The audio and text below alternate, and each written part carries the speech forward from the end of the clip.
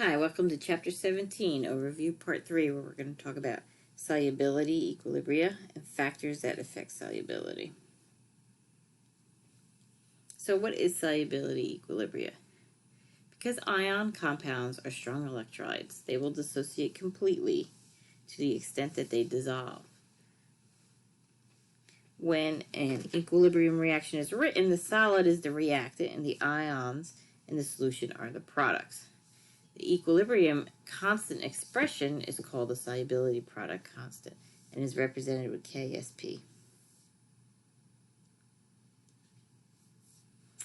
So let's break down what Ksp really is. So consider the equilibrium that exists between a saturated solution of barium sulfate and water. So here's your reaction. Solid barium sulfate dissolves and makes barium 2 plus ions and sulfate 2 minus ions. So when we write our K, remember to write our equilibrium K. Anything that's a solid or liquid does not go in the expression. So our K for this reaction will just be the product concentrations. So you have your barium ion and your sulfate ion. And we call it Sp for solubility product.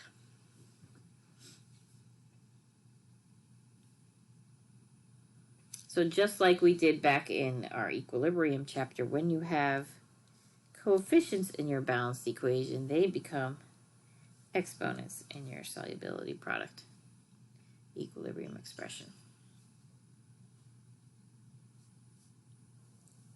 So how is solubility different than the solubility product? Ksp is not the same as your solubility. Solubility is a quantity of a substance that dissolves to form a saturated solution. So how much you can dissolve in a certain volume and reach saturation. And that you're commonly measuring it in grams per liter or moles per liter, or you might see it as grams in 100 milliliters of water. These are your common units for solubility. And here's a flow chart to show you how to go from solubility to Ksp. So say you start with your solubility in grams per liter. You take your molar mass, or your formula weight here, and you convert it to moles per liter. Then you look at the empirical formula of it, and you convert it to molar concentration of the ions, and then you plug it in and you get your Ksp. So let's do an example of this. So you have calcium fluoride, and they're giving you Ksp for calcium fluoride is 3.9 times 10 to the minus 11. What is its molar solubility? So remember, Ksp, so if we write our dissociation reaction here,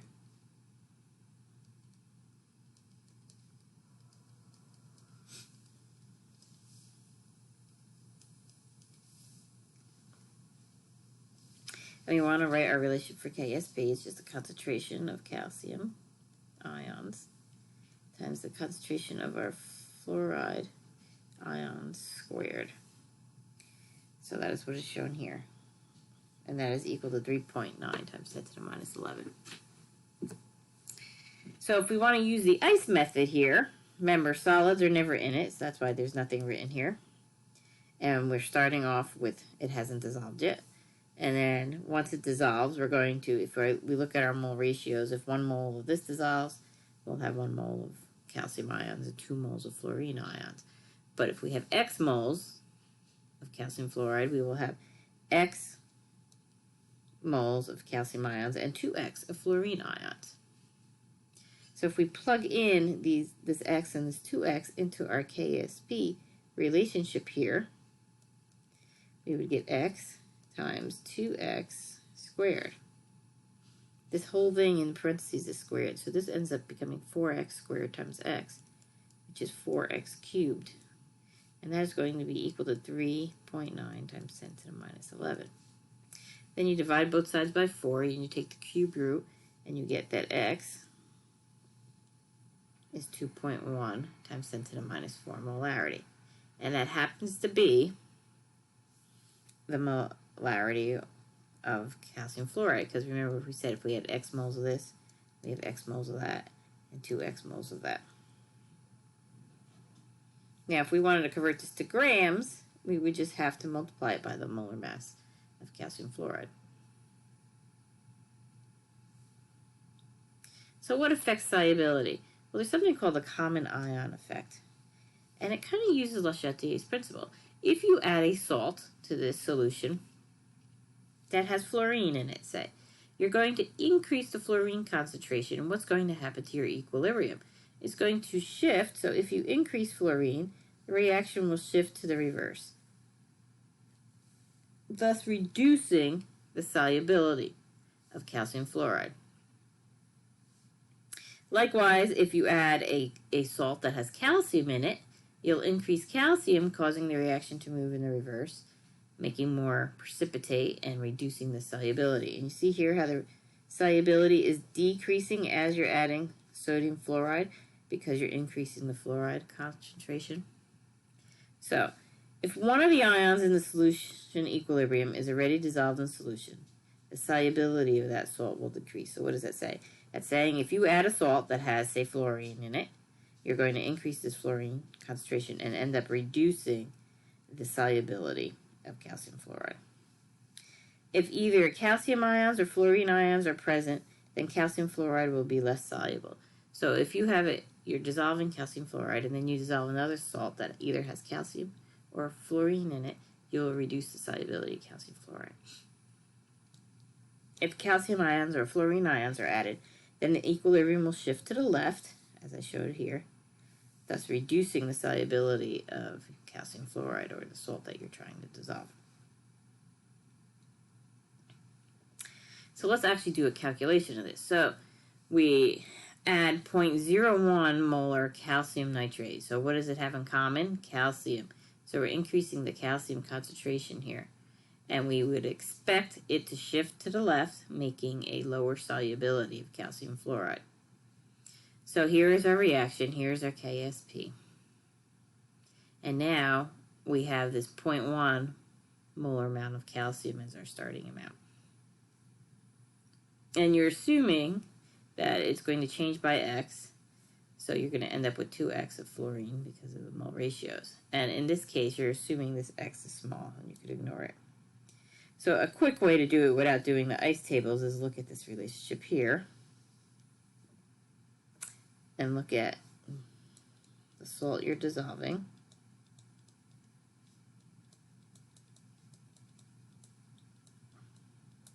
So if you have 0.010 molar of calcium nitrate, you also have that amount of calcium ions, right? Because it's a 1-to-1 mole ratio.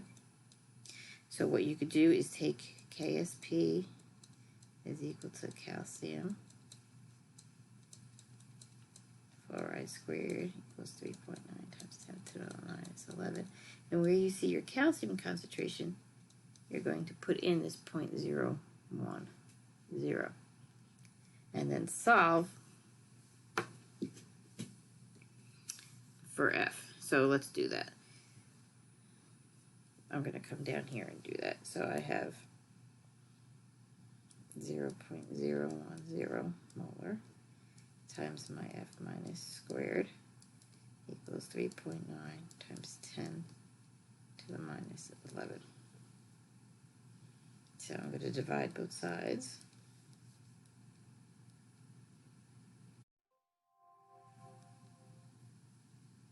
I can't write it here for some reason. And I'm going to get that F minus squared is equal to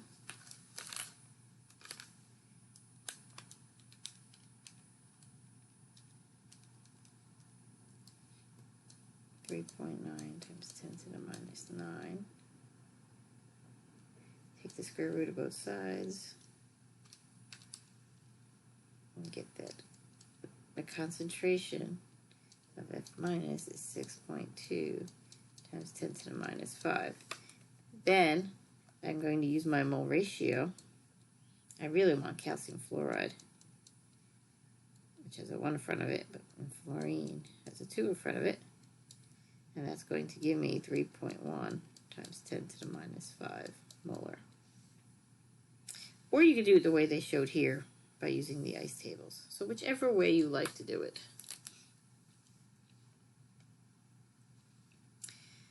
Not only does a common ion affect the solubility, pH affects the solubility. If you happen to have a substance that has a basic anion, remember anion is a negative charged ion, it will become more soluble in acidic solution.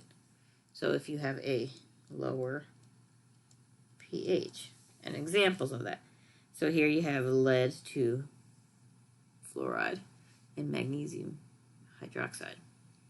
When these two dissolve, you're going to have F minus as your anion and OH minus. These OH minus is a strong base, and F minus is paired up with HF, and HF is a weak acid, so this must be a stronger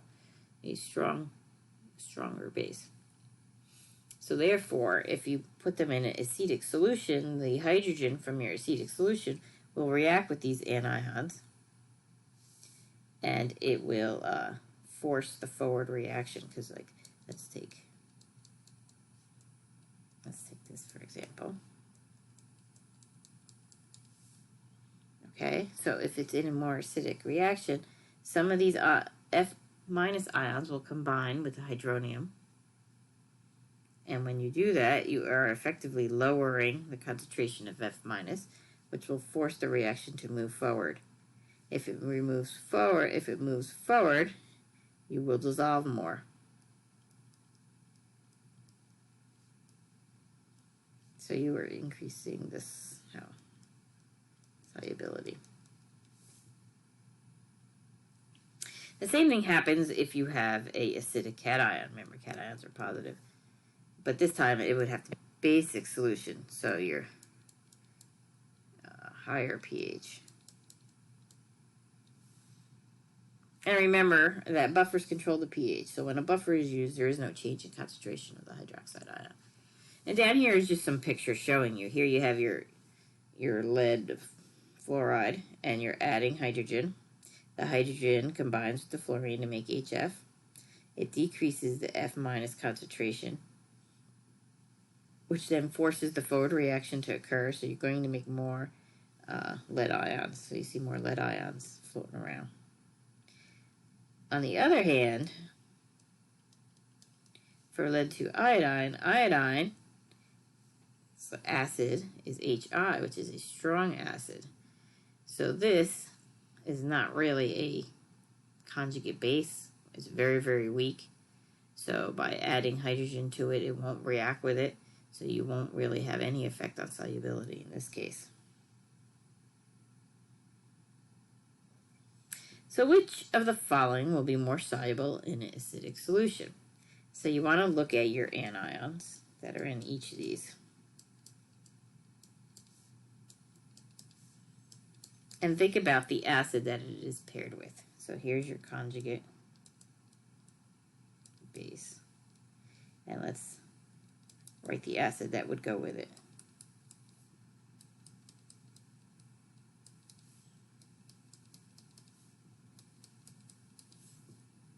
If your acid is strong, then your conjugate base is fairly weak, and an acidic solution will not increase its solubility. So this is the only strong acid here. The rest are weak.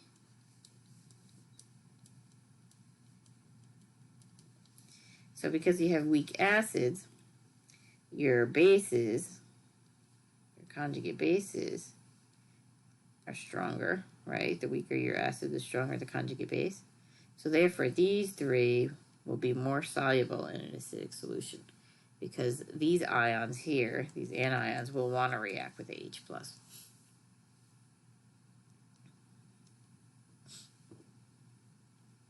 So let's do a mathematical calculation of how the solubility is affected.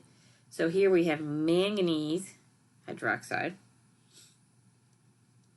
manganese 2 hydroxide being dissolved.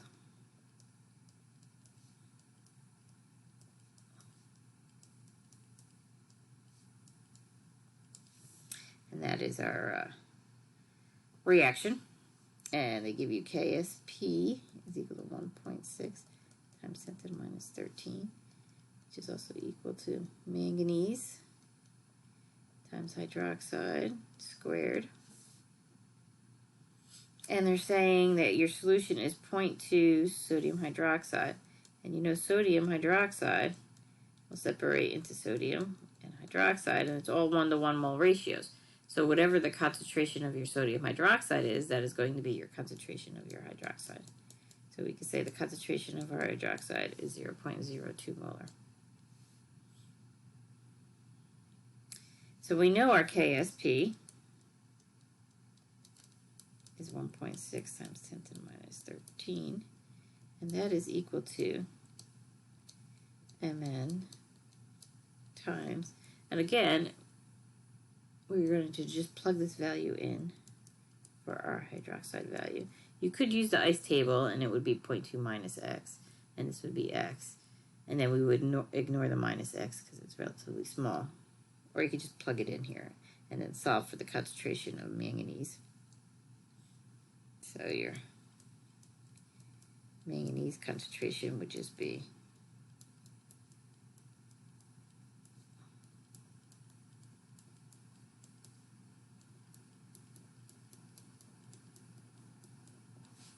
and then if you look at your relationship, you have a 1-to-1 mole ratio. So this is also your concentration,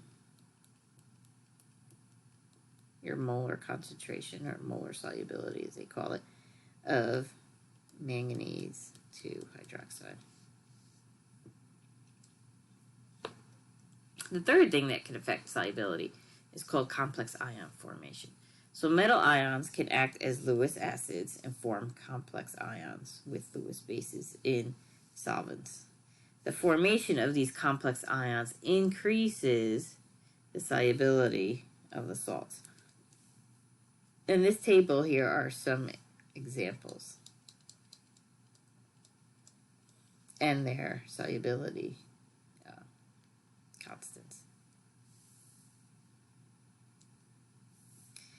So how complex ion formation affects the solubility? Well, let's take silver chloride. Silver chloride is insoluble. It has a KSP of 1.6 times 10 to the minus 10. But in the presence of ammonia, the solubility will greatly increase because the silver plus ion will form a complex ion with the NH3, which is then very soluble. So if you go back to the previous slide, it has examples of what your metals, what complex ions your metals will form. So refer to that table. So amphoterism is solubility. So amphoteric oxides and hydroxides are soluble in strong acids or strong bases because they can either act as an acid or a base. Remember what the word amphoteric means. It could be an acid or a base. Some examples of these are oxides and hydroxides of aluminum, chromine, +3, zinc, and tin 2. And that is the end of part 3.